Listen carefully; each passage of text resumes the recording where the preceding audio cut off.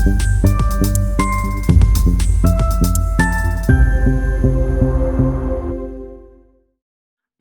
to our first online lecture of Sustainable Horizons Cooperation Project. My name is Christina Stadler from Ludwigshafen University of Business and Society.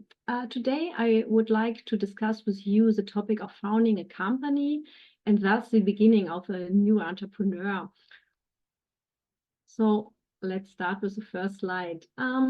Firstly, I would like to distinguish between the two aspects of starting a business and starting an entrepreneur or become. When a company is founded, the focus is on the creation of an independent new business entity in which important decisions are made, such as the choice of a company name, for example, or legal form, and maybe also the question of location. And at the same time, in the course of setting up a business, the company founder switches from dependent employment or maybe also unemployment to self-employment. So that is a huge step for this person. So here we are taking into account individual aspects such as social security, for example, or social acceptance or health aspects. As part of the presentation, relevant aspects of both the company on the one side and on the other side, the entrepreneur will be represented.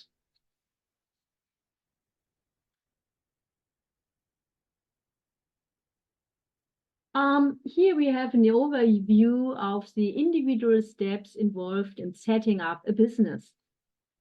Well, the start of a company often begins with a business idea or so-called entrepreneurial opportunity.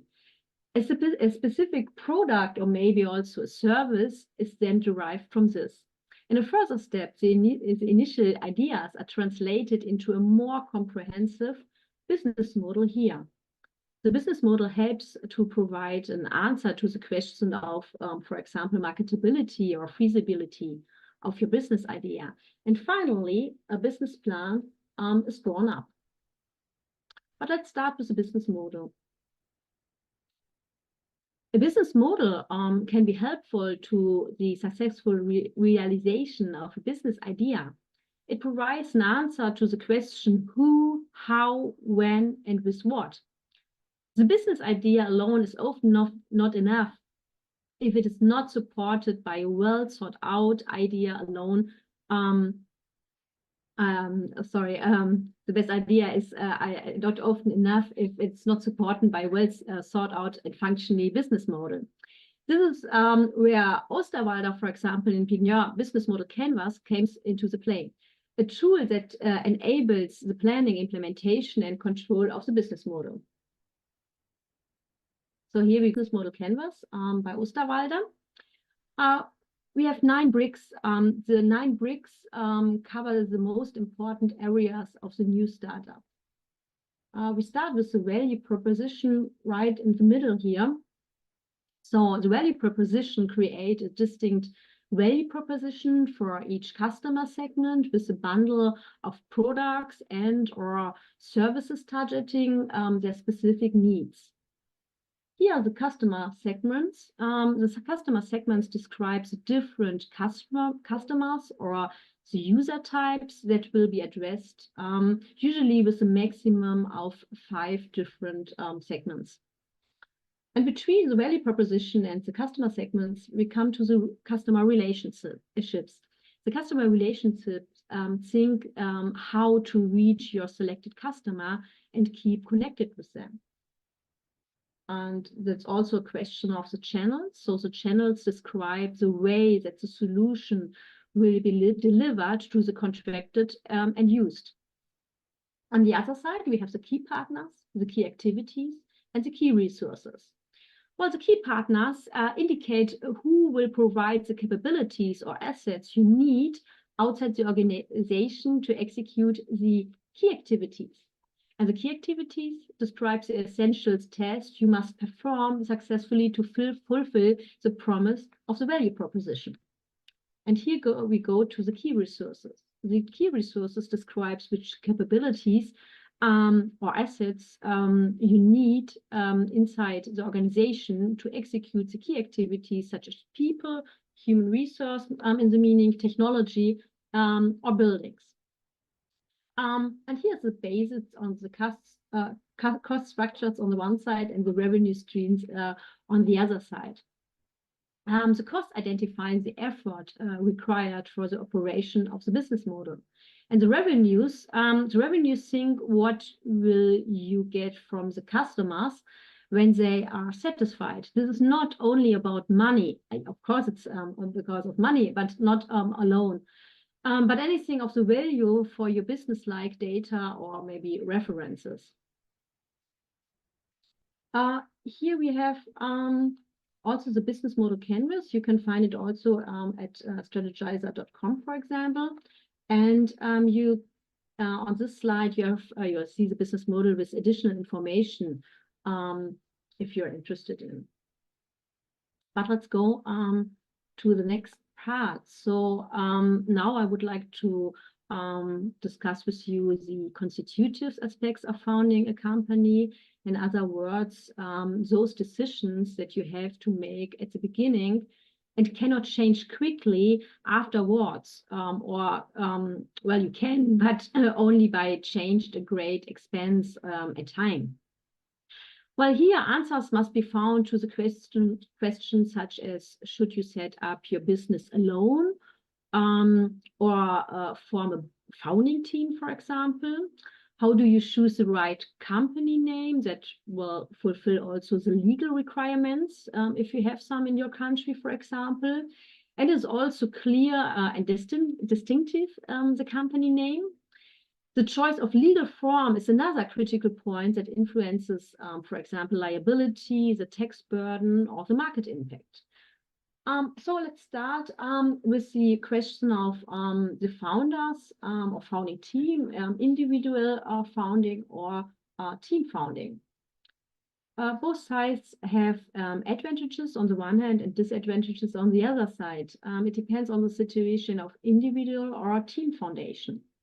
Well, in the situation of an individual foundation, your advantages is you have free scope of design, your organization, your business, you have freedom of choice because there's nobody you have to talk about that, and that's a reason in the team foundation you have a little limited freedom of choice and limited scope of design.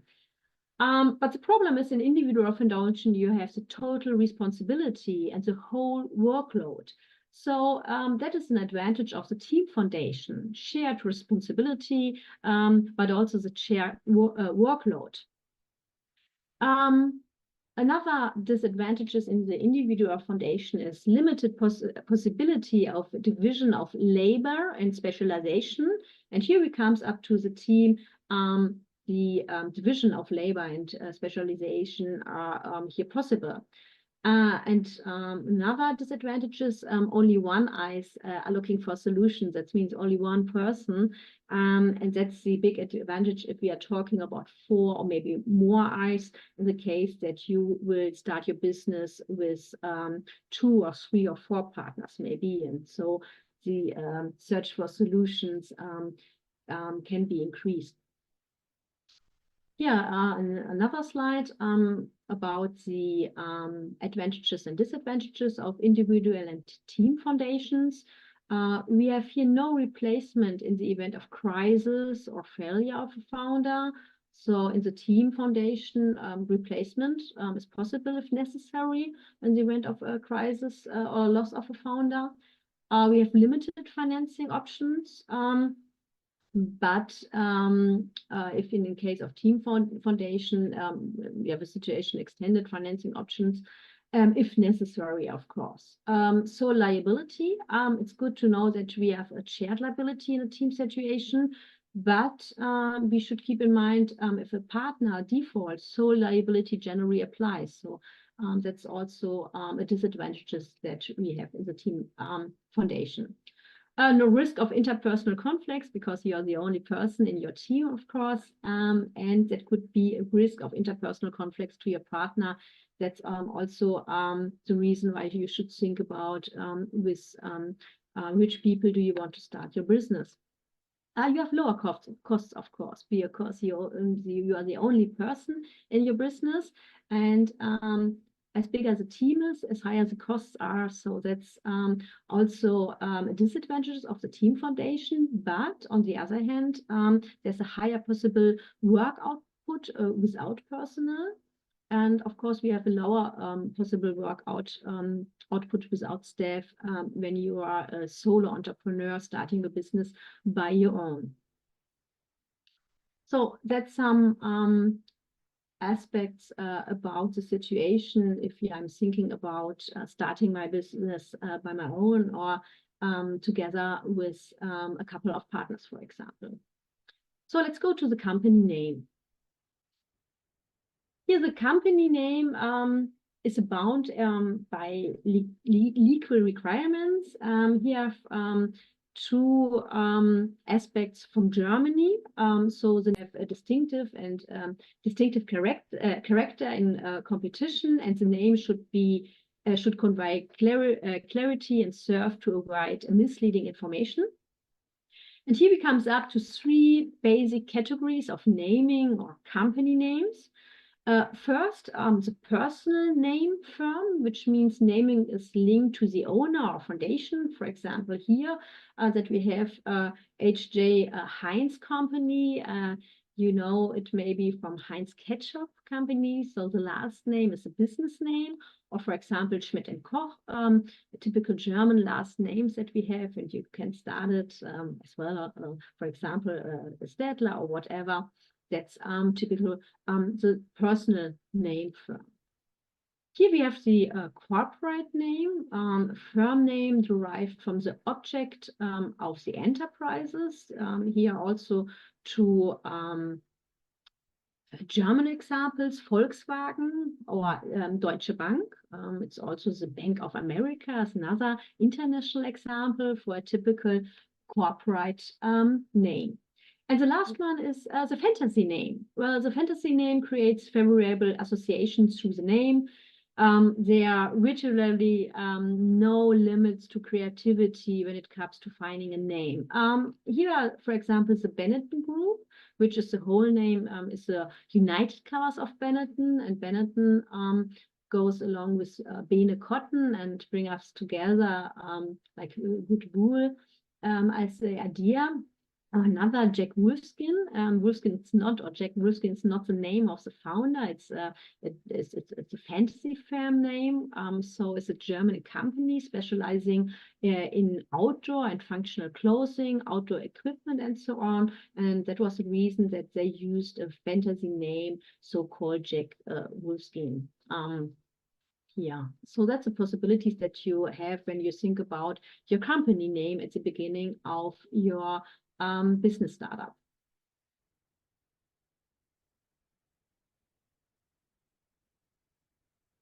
So we come to the choice of legal form.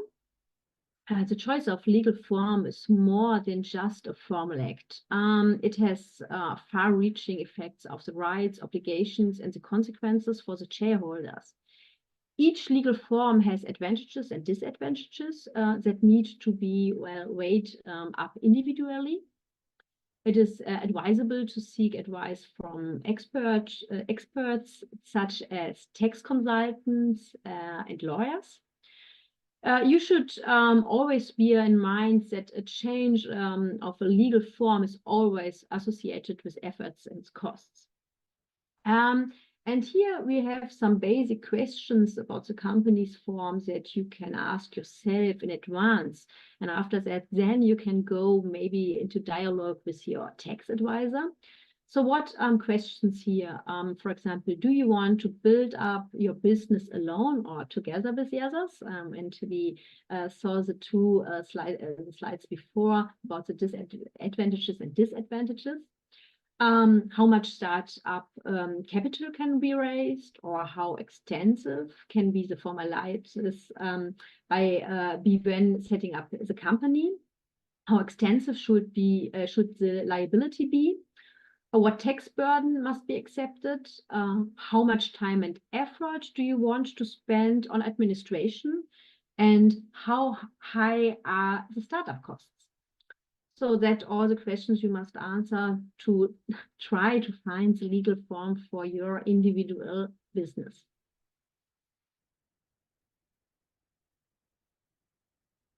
So let's go now to the entrepreneur. I would like now to change the perspective of the startup from the company to the entrepreneur. Well, one of the most decisions that a new entrepreneur must consider in his or her personal preparation for entrepreneurship is, for example, the social security. Well, the social security includes, for example, social insurance, health insurance. It could be maybe private or kind of public statutory health insurance.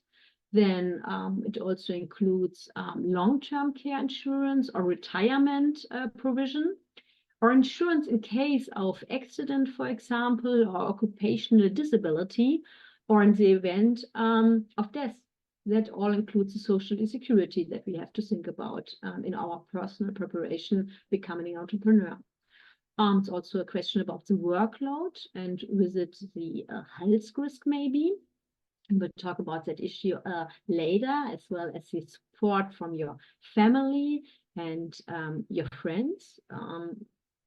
And here also goes along with the social acceptance, maybe, not only by your family and friends, but also by the public, for example. And here finally, club and personal networks. The importance or the entrepreneurs should network and build up their own networks as well. But before you start your business, maybe you think about the options between the dependent employment and the self-employment. And so let's, well, take a look to the occupational choice approach. Well, this focus on the entrepreneur and emphasizes the subjective assessment of advantages and disadvantages of the self-employment compared to the dependent employment or maybe the unemployment. The individual abilities, institutional circumstances, and personal risk preferences play a decisive role in this process. As a result, the form of employment that appears most favorable is in comparison to the relevant alternatives is chosen. But let's go maybe to the next slide, because here we have a visualization of this approach. So furthermore, it is assumed that the profit from the self-employment depends on the personal skills, which we can find here. We have here the income and the entrepreneurial skills, and the profit will be higher if you have a good quality of your entrepreneurial skills. But the wage here, for example, from your dependent employment does not vary with the entrepreneurial skills in this basic model. Bring those aspects together. Here we find the so-called marginal entrepreneur. The marginal entrepreneur. So here it's indifferent between the question of dependent employment and self-employment. So at this point, for example, it is financially more interesting to remain in dependent employment, and right here to this way, at this point, becomes interesting to set up a company. But the question is, how important is the income to be earned? How important are working conditions, for example, such as working hours, time sovereignty, place of work, physical exertions or mental stress, for example, or realizing your own ideas, for example, but also what role do power and autonomy of action plays. So that you have also take into account. And here, that's the reason why we came to the extensions of the basic model. So the basic model of occupational choice is a good start, or a good starting point for many extensions and while kind of refinements. Well, income from dependent employment also increases with personal skills, because we have here only the wages, but we can assume that with a higher personal skills, also the income from the dependent employment will increase. The potential of entrepreneurial skills remains uncertain before the startup, while some are acquired in the course of learning through the practical experience, for example. Income generation depends not only on the entrepreneurial skills, but also on, for example, institutional conditions. Income risk and individual risks preferences are not taken into account, at least in the basic model, but it could be in the extension of the basic model. In addition to the entrepreneurial skills, other factors relevant to entrepreneur could also be considered, such as education, like vocational education, or professional experience, work experience, social influence, and personality traits.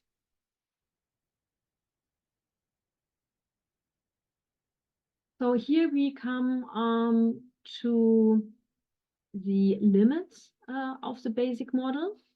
While the theory and model represents a strong simplification of the reality of a one-step choice, modifications and extensions represent a stepwise approximation of the reality. Entrepreneurial capabilities are not really clearly defined. We have unclear about the role of different personality traits. We will talk about the personality traits a little bit later. What exactly are the non-financial incentives to becoming an entrepreneur? The influence of institutional, sectoral, and regional conditions remain unspecific, and limitations of entrepreneurial opportunities are not taken really into account. So in conclusion, however, it can be said that it can be a good approach to think about these aspects before starting your own business.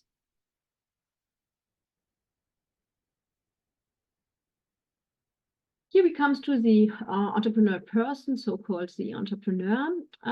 In addition to the personal preparations of entrepreneurship, potential entrepreneurs are faced with the following questions: what maybe characterizes an entrepreneur, which lead us to the socio-demographic characteristics. The typical entrepreneur are not born, but they are kind of commonalities despite their heterogeneity. So age, education, and other socio-demographic factors or personality factors influence the decision to set up a company, and maybe also the success of a company. But we'll talk about that issues. So let's start with the socio-demographic characteristic, the age. Before we start thinking about age, we first need to make a preliminary consideration. Being an entrepreneur means working a full-time job with no guaranteed income. In addition, you have maybe to give up what you have been doing or what you could do in the future. So you have to choose between a maybe secure job or the prospect of a job and self-employment, which brings you an uncertain future. So you run the risk of having little or maybe no income. And it can be assumed that the opportunity costs increase with the age. For this person, business startups become less attractive with increasing age. That is the reason why starting a business is less likely after the age of 35 that we see here, or maybe 45. So that's the reason why we have here a limit. And the next question is why there is a lower limit why there's a lower limit for the reason starting a company. The problem lies in the requirements for founding a company. First of all, this is a minimum level of certain knowledge. Here we go. And capital, financial capital. Young people have often not yet been able to build up this financial capital. They also lack of knowledge that is acquired over time through education and work experience. This brings up to the next topic of education.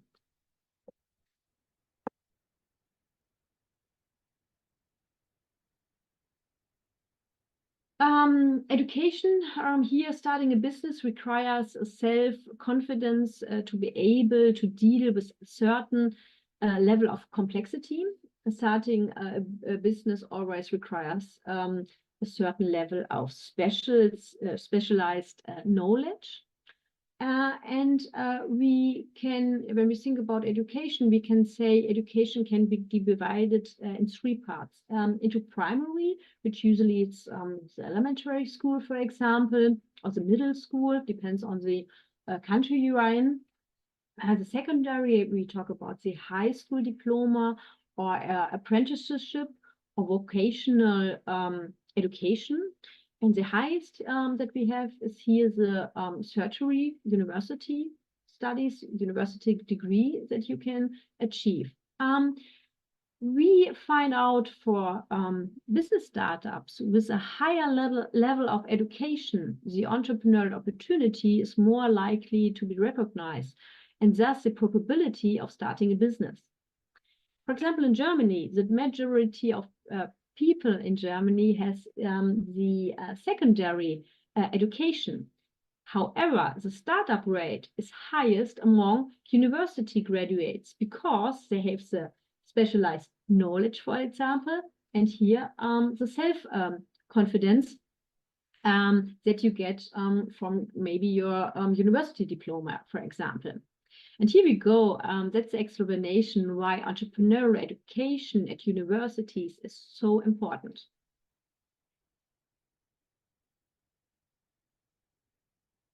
But let's go besides the socio-demographic characteristics. I would like to talk about the risk of entrepreneurial career.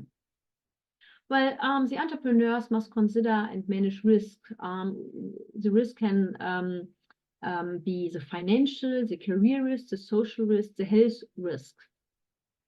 Well, the willingness to take these risks and the strategies to minimize them are crucial to the success of a startup. So let's go inside of each of the different risk types. An entrepreneurial career can involve financial risk as considerable private assets are invested. This ties up savings and often requires collateral such as mortgages. In the event of insolvency, there's a risk of losing the investment.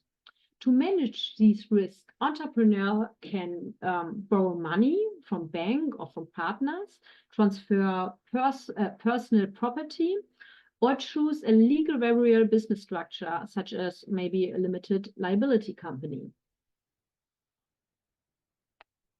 Another risk, here the career risks are a key aspect of entrepreneurial career.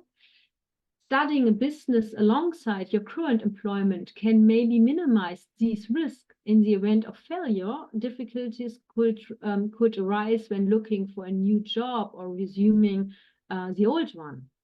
One possible solution is to initially set up the company on a part-time basis and retain the previous employment. This enables a gradual transition and minimize potential career obstacles. However, this approach is not always possible, of course, but it could be an opportunity at least. So here we go to the social risks. Social risk cannot be overlooked in an entrepreneurial career. Starting a business requires a considerable amount of time and energy on the part of the founder, which means that family and social obligations are neglected. There are also the risk of a negative image in the event of failure go along with the intolerance maybe in the society. One possible solution here in the case of social risks is to prevent disappointment and reproach be always making the decision to start a business together with the family. This not only promotes understanding, but also a supportive environment for the founder.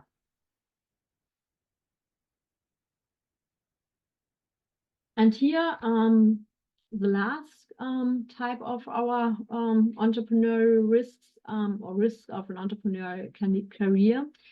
Health risks are important aspects of the entrepreneurial career. So setting up a company put physical and mental resilience to the test. Life is dominated by work, and a clear separation between professional and private life is almost impossible to achieve. With working hours of 10 or 12 hours a day and maybe 5 up to 7 days a week, entrepreneurs are increasingly suffering from stress and psychosomatic health problems. So one possible solution proposed is critical self-reflection to check whether one's health is up to the demands of starting a business. This approach aims to identify potential health risks and develop strategies to minimize the burden.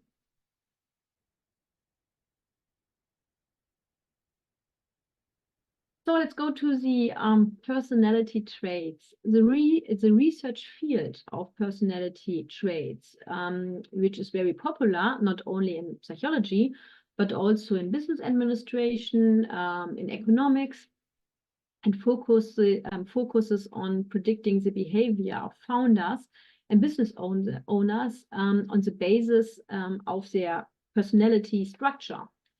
Personality is defined as the uniqueness of experiential and behavioral traits that remains stable over time. Studies since the 1970s have attempted to identify characteristic personality traits in order to define an ideal type of entrepreneur. So here, the traits approach of the Big Five factor model offers insights into the connection between personality traits and maybe the entrepreneurial behavior. These 5 factors, known as the Big Five, for example, can be found in a wide variety of culture and linguistic area. And in the absence of dramatic events, for example, the individual personality remains relatively stable throughout the life. Well, according to the Big Five model, the 5 main dimensions here that you can see of personality comprise following characteristics, starting with the openness. Openness to experience. People with high openness are intellectual, imaginative, keen to experiments, and artistically interested. In contrast to people with low openness, show little interest in new experience, for example.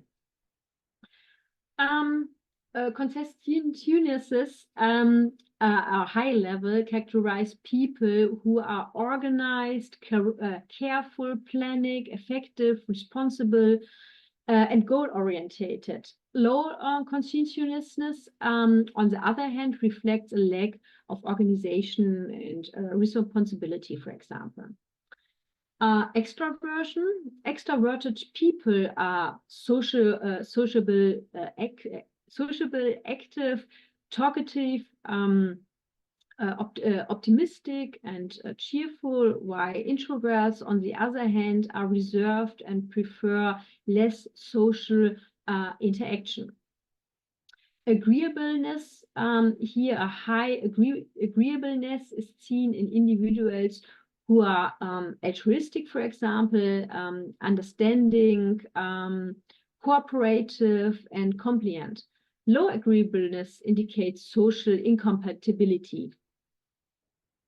And finally, neuroticism. Neurotic people show signs of anxiety, nervousness, tension, sadness, maybe also insecurity or embarrassment, and low neuroticism stems for emotional stability.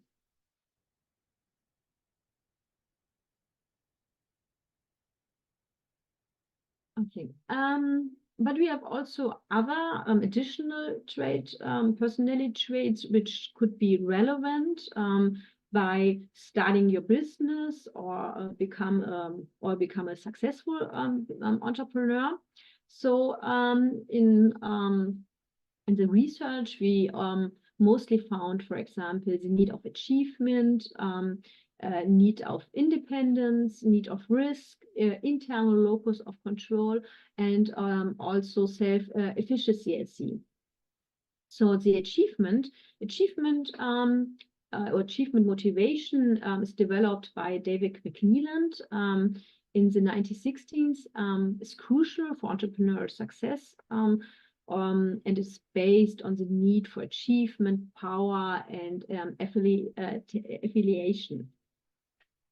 The control beliefs distinguish here, for example, between internal and external control beliefs. Person with the internal locus of control believes that they are in control of their own destiny, while external control believers hold external factors responsible for their fate. And here, this is also really popular by self-efficacy, characterized by Albert Bandura, reflects the belief that one has the necessary skills for tests. The beliefs influence the engagement in different tests. But let's go to the empirical findings. We can find there's a widespread acceptance that personality traits are important predictor of entrepreneurial behavior. We have here different meta-analyses that found robust correlations between personality traits, for example, here that I told you, need for achievement, internal locus of control, need for risk, but also extroversion, for example, when we think about the big five, and entrepreneurial intention and or the probability of entrepreneurial behavior. Brandstätter's meta-synthesis of 5 meta-analyses confirms a difference between entrepreneurs and managers, which is based on the dimensions of big and 5 factor model. So there's a difference in the personality traits that differs between entrepreneurs and managers, for example. But here we go to the limitation of these findings. Well, models for identifying personality traits of entrepreneurs are not uncontroversial, because entrepreneurs are a too heterogeneous group of people. There's no the typical entrepreneur that we can call. At the end, there's no guarantee of business success, for example. So for the conclusion, the question is, what personality factors do you have that support your strengths, for example, or which personality traits do you have not that would be helpful for your entrepreneurship?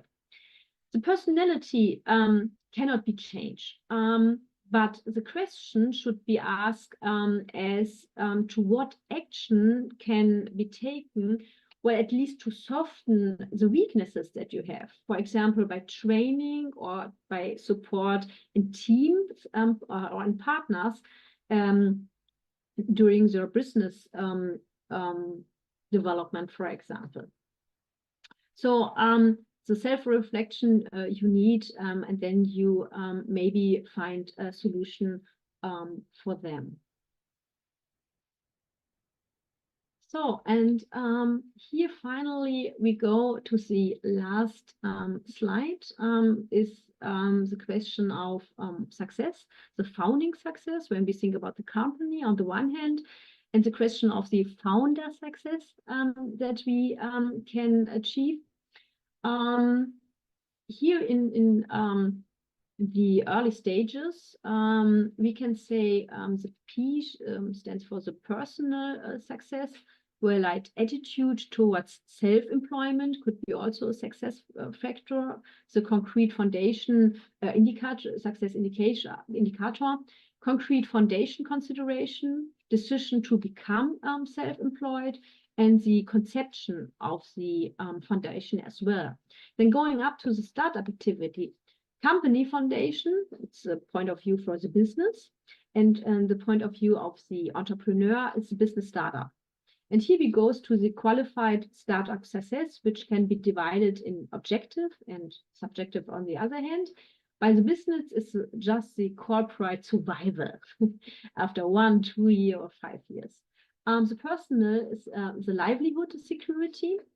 And here in the objective, we have a long number by the business, which could be income, number of employees, turnover, profit, return on sales, return on capital, market position, or potential degree of supply. Or here we go to the social factors, which are success factors for the society, for example. That's the degree of supply or the welfare of a region, and for business and the society or the social factors are workplaces or maybe the unemployment rates. And here the subjective is for the person, for the entrepreneur, the degree of target achievement, like power, independency, society achievement, prestige maybe, or the question of self-realization when we think about our motivation to become an entrepreneur. And here that's interesting for the person, the entrepreneurs. Subjective success is here we talk about job satisfaction, but also life, foundation, partnership satisfaction as well. And for the business, we have the sales expectations and profit expectations. And finally, the social aspects here, the life satisfaction of third parties. For example, your employees that you hired for your new business. So in a market full of opportunities and challenges, the startup success consists of various factors that we can here see in the last slide. From the activity of the startup to the qualified startup success, individual decisions, planning, and adjustments play a role. So the complexity and individual challenges should be considered as a part of the existing journey of starting a business. And so here we comes up to the end of the presentation. Thank you very much for your attention.